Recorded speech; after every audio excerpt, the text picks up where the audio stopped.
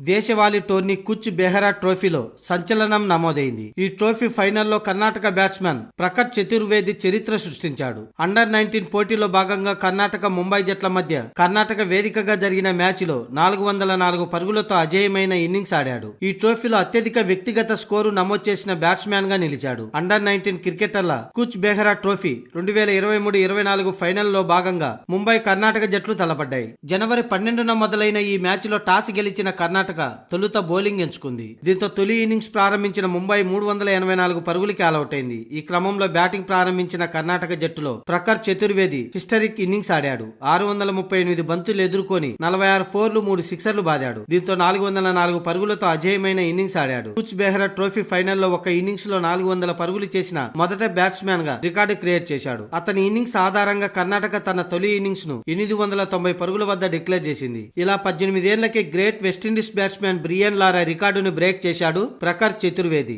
అలాగే అండర్-19 లో యువరాజ్ సింగ్ సాధించిన 358 పరుగుల రికార్డును కూడా ప్రఖర్ చతుర్వేది బ్రేక్ చేశాడు. ఆసక్తికరమైన విషయం ఏంటంటే ఇదే మ్యాచ్ లో భారత ప్రధాన కోచ్ రాహుల్ ద్రావిడ్ కుమారుడు సమిత్ ద్రావిడ్ కూడా 5వ నెంబర్ లో బ్యాటింగ్ చేసి 46 బంతుల్లో 22 పరుగులు చేశాడు.